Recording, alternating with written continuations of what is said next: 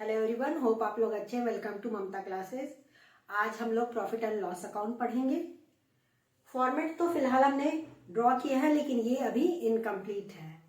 Format से पहले हमने यहाँ पे कुछ आपको एक्सप्लेन करने के लिए लिखा है। तो प्रॉफिट एंड लॉस अकाउंट में डेबिट साइड जो आइटम जाता है उसमें 3 कैटेगरी में डिवाइड किया गया है। सबसे पहला ऑफिस एक्सपेंसेस। ऑफिस से रिलेटेड जो भी खर्च होगा बेटा जी, उसको हम प्रॉफिट एंड लॉस अकाउंट में डेबिट साइड लिखते हैं। दूसरा selling and distribution expenses. Goods को सेल और डिस्ट्रीब्यूट करने का जो भी खर्च होता है वो प्रॉफिट एंड लॉस अकाउंट में डेबिट साइड जाता है। ट्रेडिंग में हमने सीखा था कि परचेज से रिलेटेड सारा खर्च डेबिट साइड जाएगा। प्रॉफिट एंड लॉस अकाउंट में गुड्स को सेल करने और उसको डिस्ट्रीब्यूट करने का जो भी खर्च होता है वो डेबिट साइड जाता है। उसके बाद मिसलेनियस एक्सपेंसेस, दुनिया जहान का जो बचा हुआ खर्च है वो भी जाएगा। क्रेडिट साइड में जाता है इनडायरेक्ट इनकम और अदर इनकम। अब बिजनेस में कुछ अदर इनकम भी हो जाता है, जैसे सपोज कीजिए रेंट हमको मिल गया, डिस्काउंट मिल गया, तो ये सारा item profit and loss account में डेबिट साइड जाएगा। प्रॉफिट एंड लॉस अकाउंट का फॉर्मेट बिल्कुल ट्रेडिंग अकाउंट की तरह है। It is extension of trading account. First part सबसे ऊपर में हम ट्रेडिंग अकाउंट बनाते हैं, उसके बाद प्रॉफिट एंड लॉस अकाउंट बनाते हैं। अब इसको हम इरेज करने वाले हैं, इसका स्क्रीनशॉट ले लीजिए।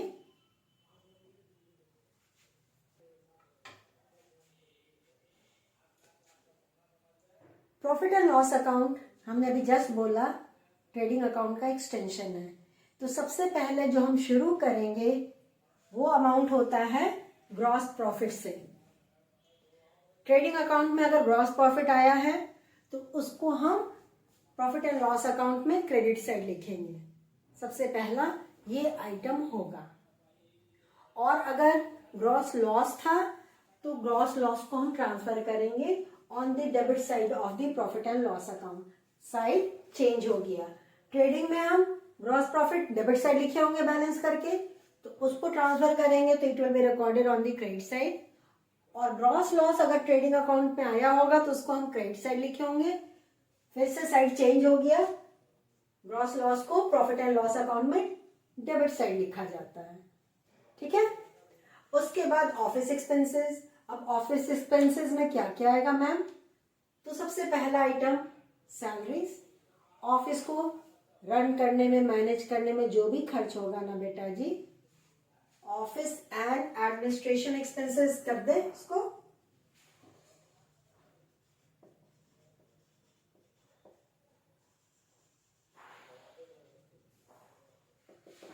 ओके। ऑफिस को मैनेज करने, उसको एडमिनिस्ट्रेट करने का जो भी खर्च होगा वो पीएल में डेबिट साइड जाएगा। तो जो वर्ड लिखा होगा वो होगा सैलरीज या सैलरीज एंड वेजेस। तो जो लास्ट वर्ड है इसको हम इग्नोर कर देंगे, वेजेस को कंसिडर नहीं करेंगे। पहला वर्ड अगर सैलरीज है तो प्रॉफिट एंड लॉस अकाउंट में जाएगा। पहला वर्ड अगर वेजेस था तो ट्रेडिंग में हमने लिखा था, रिकॉल हो रहा होगा। Then comes rent, rates and taxes. फिर printing and stationery, postage, lighting. ये ऑफिस का लाइटिंग है, कुछ नहीं बोला है तो it is office lighting. Factory का लाइटिंग होगा तो ट्रेडिंग में, कुछ नहीं बोला है सिर्फ लाइटिंग दिया बेटा जी तो पीएल में जाएगा। कुछ नहीं बोला है सिर्फ रेंट दिया है तो पीएल में जाएगा। देन इंश्योरेंस प्रीमियम, इंश्योरेंस पे प्रीमियम दे रहे हैं। Telephone charges, legal charges, audit fee. अब ऑडिट फी क्या होता है? बिजनेस का अकाउंट्स अकाउंटेंट प्रिपेयर कर दिया, अब ये सही है या गलत बना हुआ है, इसका चेकिंग कौन करेगा? ऑडिटर करते हैं, यानी कि चार्टर्ड अकाउंटेंट्स करते हैं। अब उनको जो फी हम पेमेंट करेंगे उसको हम ऑडिट फी बोलते हैं। तो ये भी प्रॉफिट एंड लॉस अकाउंट में debit side. Travelling expenses, staff एक जगह से दूसरे जगह बिजनेस पर्पस के लिए जा रहे हैं तो उसको जो फेयर देंगे, auto fare, taxi fare, railway fare, plane fare, वो सब ट्रैवलिंग एक्सपेंसेस में आ जाएगा। स्टैब्लिशमेंट एक्सपेंसेस, स्टैब्लिशमेंट से रिलेटेड जो भी खर्च वो प्रॉफिट एंड लॉस अकाउंट में। ट्रेड एक्सपेंसेस, बिजनेस कर रहे हैं, ट्रेडिंग कर रहे हैं, उसका खर्च पीएल में। जनरल एक्सपेंसेस, तो ये मोटा मोटी खर्च है जो ऑफिस और एडमिनिस्ट्रेशन से रिलेटेड होता है। क्रेडिट साइड हमने लिखा है रेंट फ्रॉम टेनेंट, टेनेंट से आपको रेंट मिला है, या रेंट लिखकर सिर्फ सीआर कर दिया है, क्रेडिट हुआ है तो सीआर यानी कि रेंट हमको मिला है। डिस्काउंट रिसीव या डिस्काउंट ब्रैकेट में सीआर कर दिया गया। फिर commission received, interest on investment, हमने अपना पैसा कहीं इन्वेस्ट किया है, उस पर इंटरेस्ट मिल रहा है, बैंक में जमा कर दिया है, फिक्स डिपॉजिट में या पोस्ट ऑफिस में जमा कर दिए हैं, उस पर इंटरेस्ट मिलेगा ना। डिविडेंड ऑन शेयर्स, अब डिविडेंड क्या होता है मैम? किसी कंपनी का सपोज कीजिए हमने शेयर्स खरीदा है, उस कंपनी को जो प्रॉफिट होगा उसमें से हमको भी कुछ पोर्शन मिलेगा, उसको डिविडेंड बोला जाता है। ये भी मेरे लिए अदर इनकम है, इसलिए इसको हमने क्रेडिट साइड लिखा है। बैड डेट्स रिकवर्ड, सपोज कीजिए हमने सोचा था कि मेरा पैसा डूब गया, उसको बैड डेट्स मान करके राइट ऑफ कर दिए थे पास्ट ईयर्स में, लेकिन फॉर्चुनेटली अगर वो पैसा रिकवर हो गया है तो it will be recorded on the credit side of profit and loss account. ठीक है। Profit on sale of assets, asset sale किए उससे फायदा हुआ है तो वो क्रेडिट साइड। फिर इनकम फ्रॉम अदर सोर्सेज, कोई अदर सोर्स से अगर पैसा रिसीव हुआ है it will be recorded on the credit side. Suppose कीजिए आपने लॉटरी परचेज किया था and you won that lottery, it is income from other sources, credit side. Miscellaneous income, जो भी बचा हुआ इनकम है, कहीं से भी मिला है पैसा, तो उसको हम प्रॉफिट एंड लॉस अकाउंट के क्रेडिट साइड में लिखेंगे। अब कॉन्सेप्ट तो यही है, सारा हमारा कौन सा अकाउंट जा रहा है? डेबिट साइड और क्रेडिट साइड, नॉमिनल अकाउंट जा रहा है।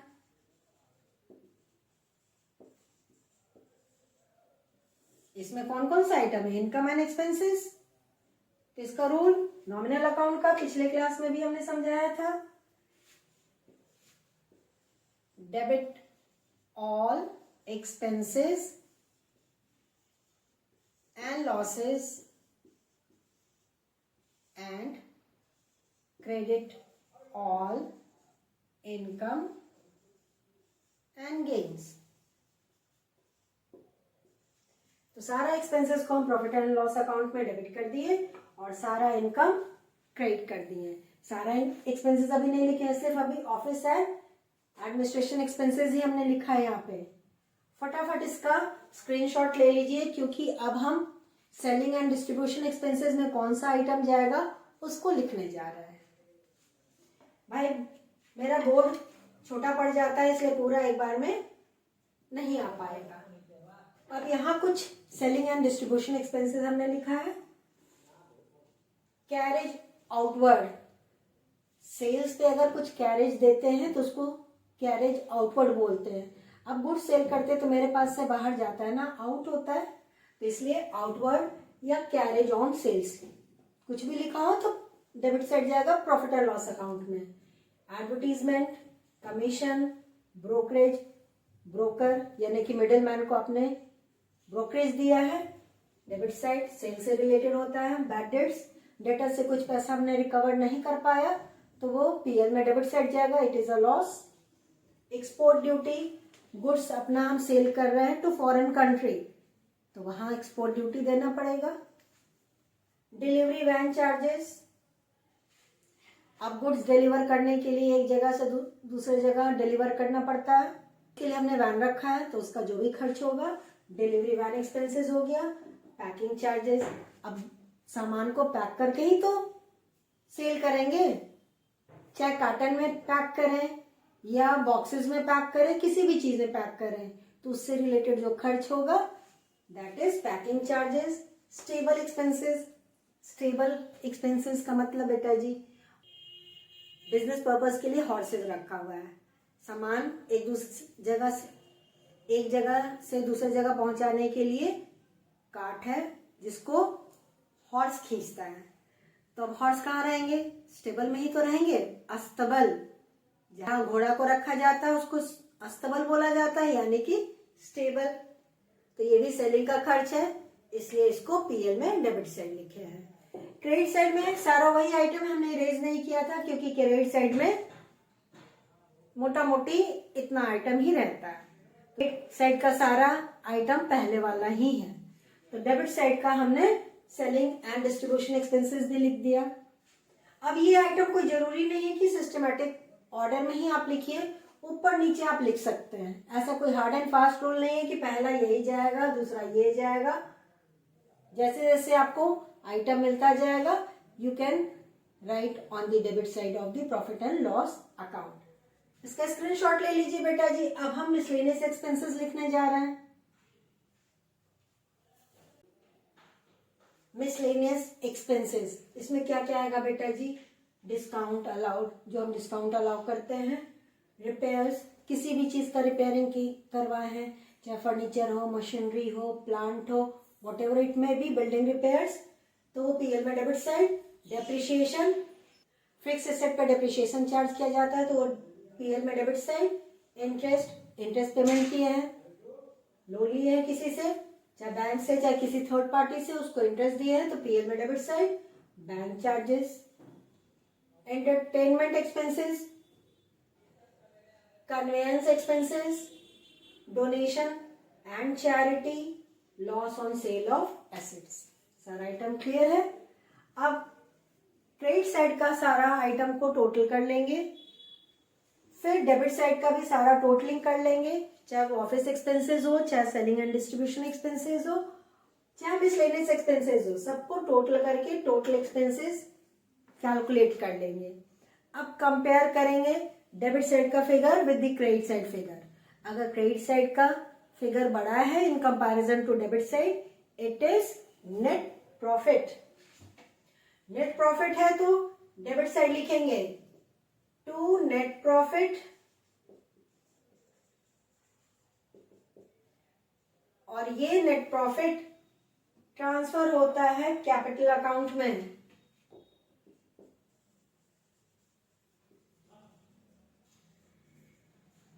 Transfer to capital account.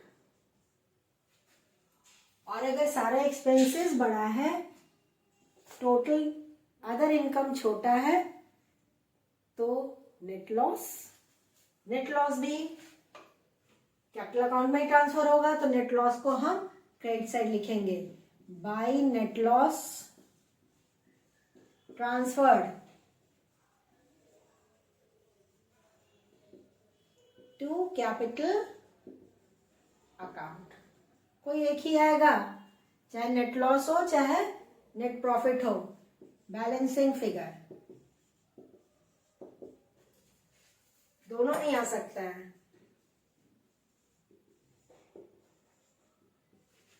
और ये लिखने के बाद हम ग्रैंड टोटल फाइनली कर लेंगे। इसका टोटलिंग आप कहीं रफ में ही कीजिएगा,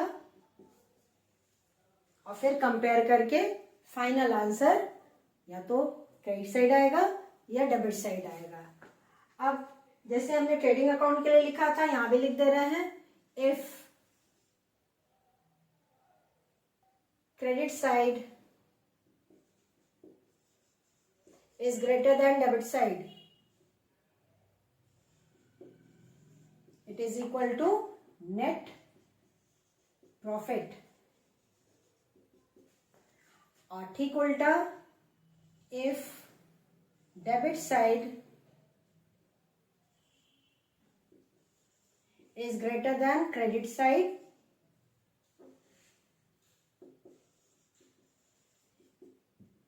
it is equal to net loss। और कर दे रहे हैं बीच में, ताकि आपको याद रहे कि दोनों में से कोई एक ही आंसर पॉसिबल है एक सवाल में। तो प्रॉफिट एंड लॉस अकाउंट का आइटम भी आज आपको समझ में आ गया होगा। नेक्स्ट क्लास में हम लोग इस टॉपिक से रिलेटेड न्यूमेरिकल सॉल्व करेंगे। प्रॉफिट एंड लॉस अकाउंट बनाने के बाद ही हम बैलेंस शीट बनाते हैं और इसका जो फाइनल रिजल्ट आता है उसको ट्रांसफर करते हैं टू द बैलेंस शीट। वहां पे कैपिटल अकाउंट में ऐड या लेस हो जाता है।